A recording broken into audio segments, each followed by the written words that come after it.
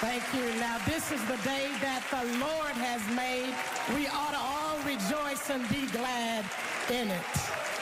Let the redeemed of the Lord say so in this place. Hallelujah. You may be seated.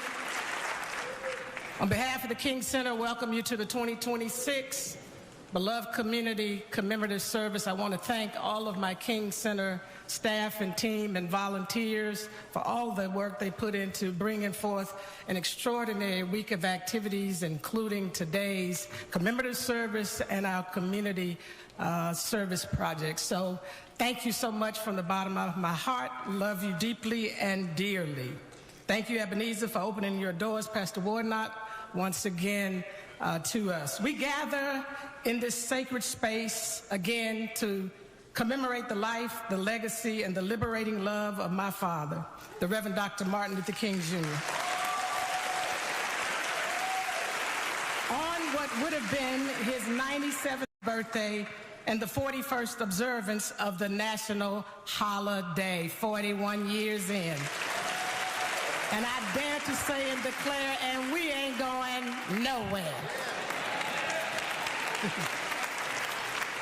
We do so at a time when the world is trembling under the weight of its own contradictions, a time when inhumanity, injustice, and inequity have risen to devastating heights, a time when our nation is fractured by polarization, poisoned by fear, and paralyzed by division. We gather in a moment charged with both peril and promise, a moment when the soul of our nation is crying out, not with a whisper, but with a groan of urgency for healing, for direction, for a way forward that binds our wounds rather than deepens them. We are living in a moral crisis, not symbolic, but so deep. Our humanity is at stake.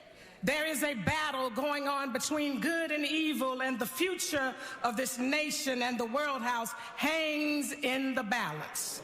We must decide whether we will continue down the path of fragmentation or rise together into new possibilities of community. But beneath these visible crises lies a deeper affliction, a crisis of conscience and compassion. We scroll through suffering as if flipping through channels. We debate the humanity of our neighbors as if dignity were a commodity. Fear has become the currency of power. Anger is spoken more fluently than love. Hope is fading into a faint echo. And people are losing faith, yes, in institutions, in one another, in themselves, and even in God. We're divided not only by ideology, but by imagination, unable to imagine a future together. This moment demands more than memory. It demands movement. More than admiration, it demands action. More than commemoration, it demands commitment. Because the forces tearing at our shared humanity are not waiting. Nationalism, extremism, and imperialism are not waiting. The erosion of democracy is not waiting. The massacring of civilians is not waiting. Children pulled from rubble in Gaza, Sudan, Congo, Ukraine, and Haiti are not waiting. Oligarchy masquerading as democracy is not waiting. The normalization of dehumanization, disinformation, and violence is not waiting. Wars raging abroad and in our streets are not waiting. Economic inequality widening day by day is not waiting. Climate disasters devastating homes and hearts are not waiting. Human rights norms being ignored or selectively applied are not waiting. So neither can we wait.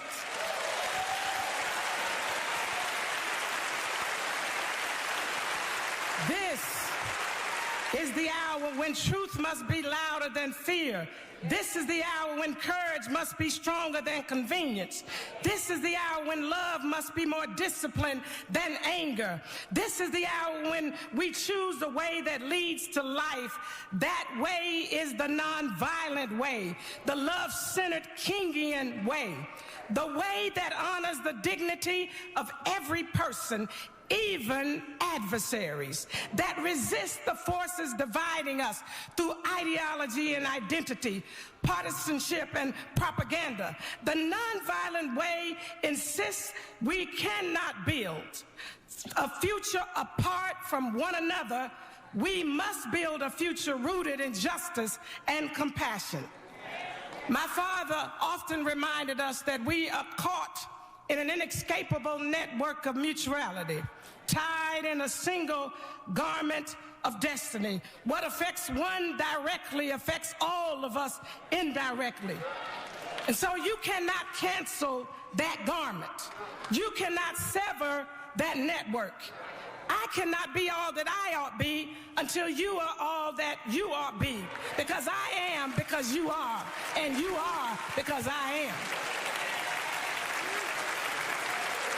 When we see people strictly as others, strictly as enemy, strictly as disposable, we react rather than respond.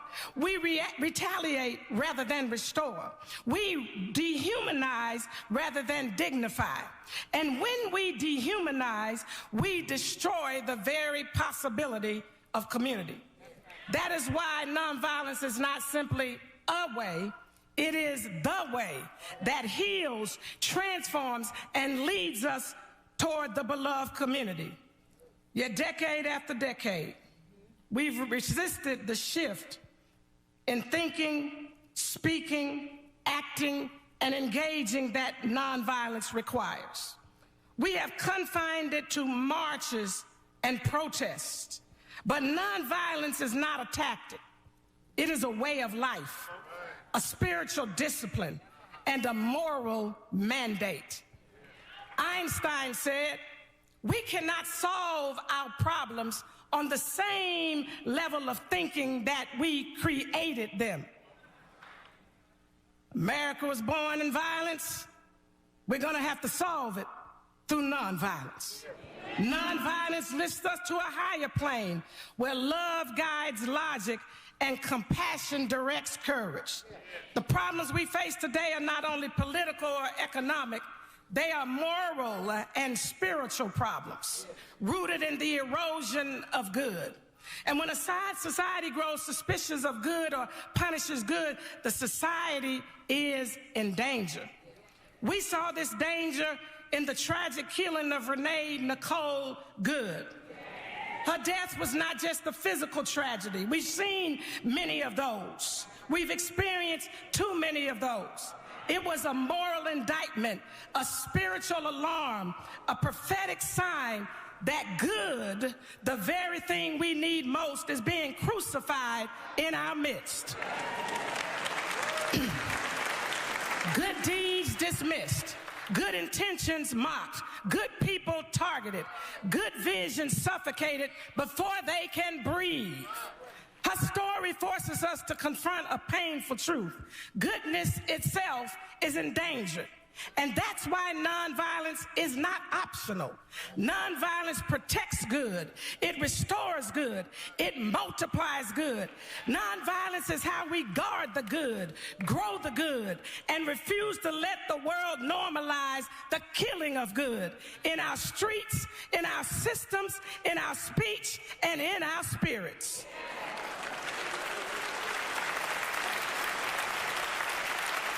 As we confront the killing of good, we must also confront the killing of truth. The recent claim by President Trump that the 1964 Civil Rights Act harmed white Americans is just wrong, and it's dangerous. It rewrites history in a way that fuels fear and resentment. My fathers and so many leaders of the movement, Fred Shuttlesworth, Diane Nash, John Lewis, I can call the roll, but I won't do it today, did not risk their lives to divide this nation.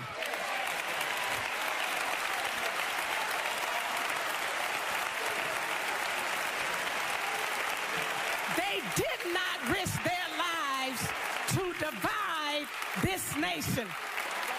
They did so because America was denying millions basic rights, the right to work, the right to vote, to live where they please, to move through society with dignity.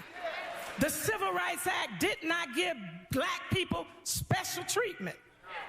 It made discrimination illegal. The same discrimination you're trying to turn around and use. It required the law to protect everyone equally. That is democracy. So to my white brothers and sisters, the Civil Rights Act was never meant to harm you. It was meant to heal a nation broken by injustice. Fairness does not steal from you. Justice strengthens us all.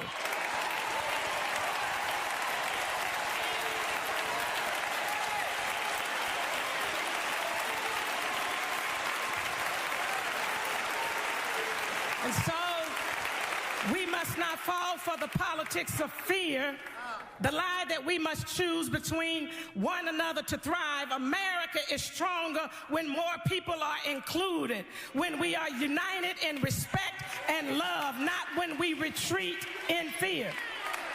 The beloved community is not built by blaming one another. It's built by protecting the dignity of everyone.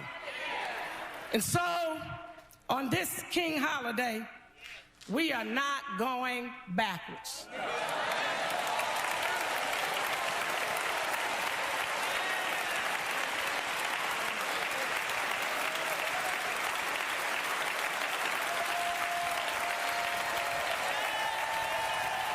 We are not going backwards. We can't go back because we've come too far.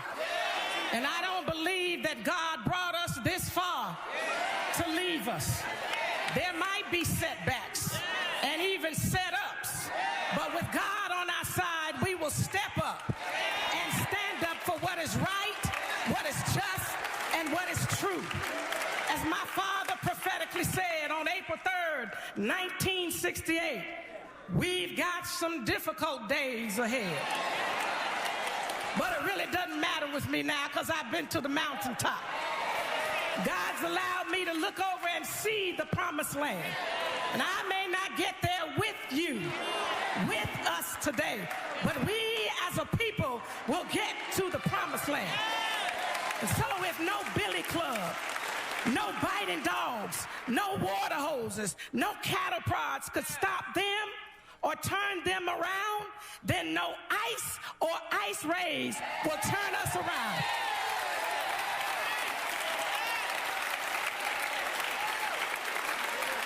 It will not turn us around or freeze our efforts to protest, because as Daddy said, the greatness of America is the right to protest for right.